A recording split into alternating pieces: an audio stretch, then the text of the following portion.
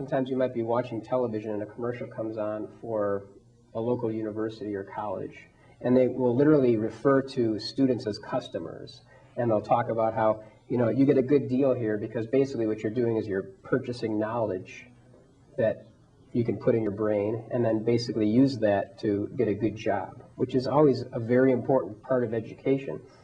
But UDM, in their mission statement, refer to not just the intellectual component of the human person, but also the spiritual and the social and the ethical aspects as well.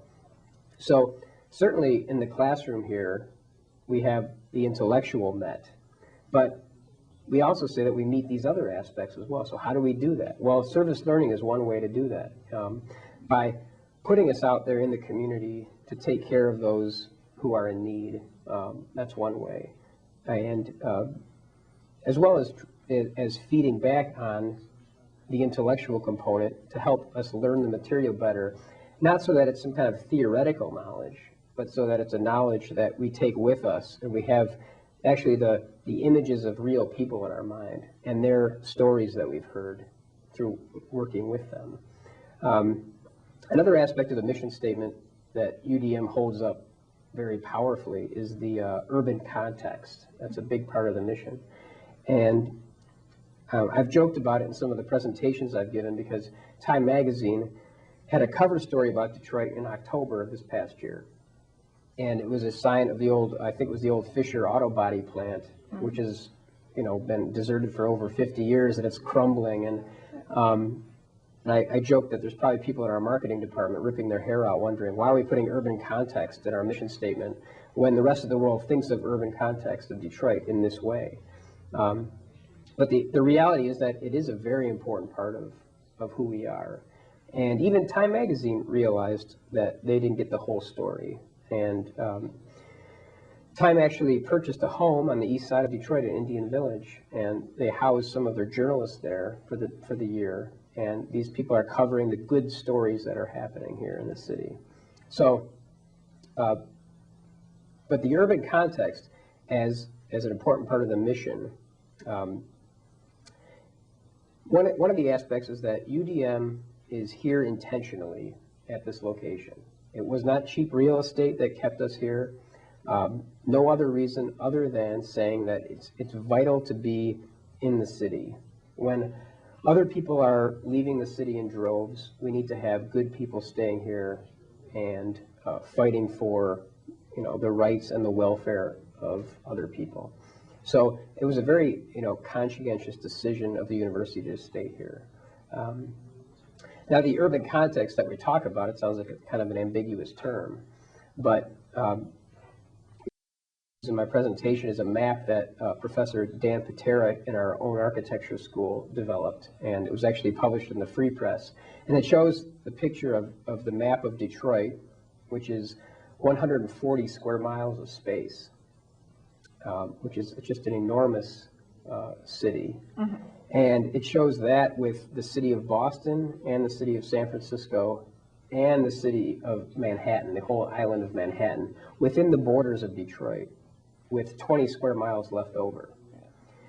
The difference between those three places in Detroit is that the population of those three is about 3 million people, whereas the population of Detroit is about 900,000. So it's obvious that if you have a big piece of land like that with very few people living in it, you know, you have a poor tax base. Even if everyone was working, which we know they're not because there's a 15% unemployment rate in the state of Michigan, there would still not be enough tax base to support a big piece of land like that. So UDM is basically trying to say that by staying where we're at and standing in solidarity with people who are trying to fight for the good of the city and the people who live here, that says a lot about who we are, and hopefully it says a lot about who our students are by associating themselves with the university. And so in the service learning program, although all of the agencies are not outside Detroit, or in Detroit, excuse me, we do have some outside.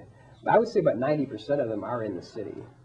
And again, that just speaks to the commitment that we have to the urban context. And talking about that, could you give us some examples of what service learning projects students from the university do? Sure. Well, I'll give you a brief one about one that just happened today.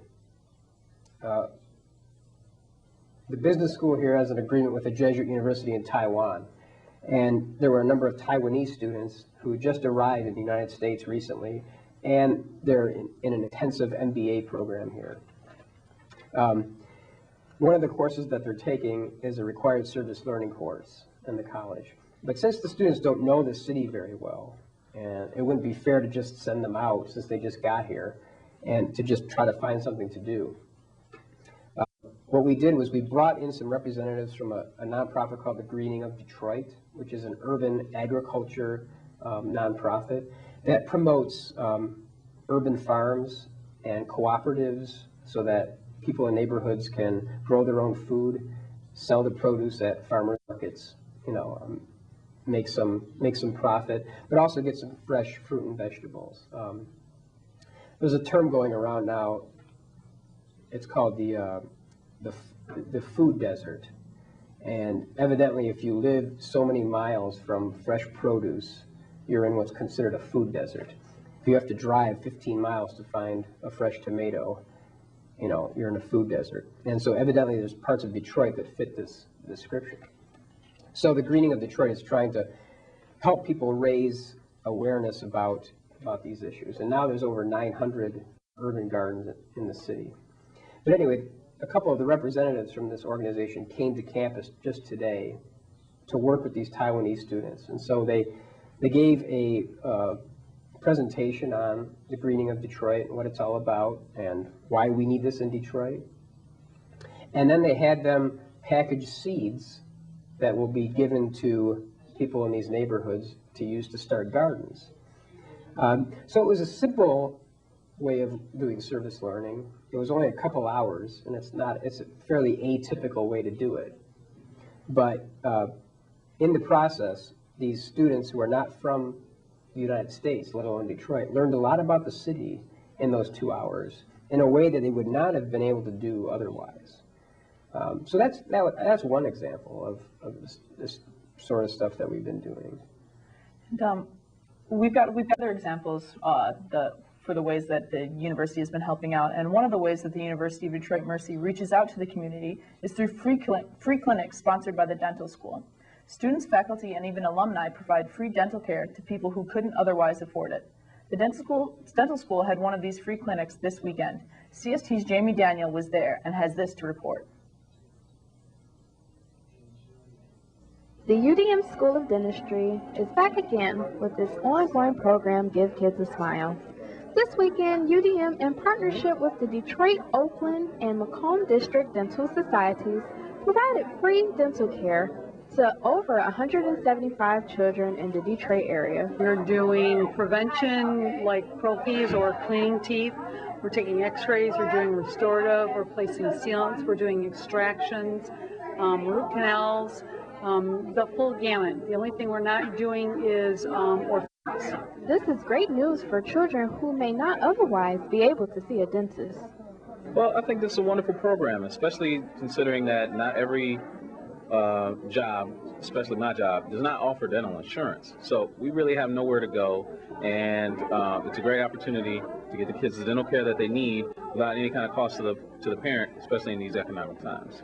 The dental school's outreach is one of many service learning opportunities at UDM. Along with the dental visit, the children will not go home empty-handed. Well, we're actually giving out these packages. They contain a toothbrush, some toothpaste. We're giving out this Agent Cool Blue, which stains the teeth if there's any plaque. So it helps the children see where are the areas where they need to brush better, because it's going to stain them and then they're going to brush them again, and they'll rinse with this and they won't have any more stain, so they'll know how that works. We're also giving the kids flossers and some stickers, and they'll be all set to go. As many children leave today with perfectly white, clean teeth, thanks to UDM and the American Dental Association, many children in Detroit will have a lot more to smile about. I'm David Nantais, reporting from the UDM Dental Clinic, CSTV.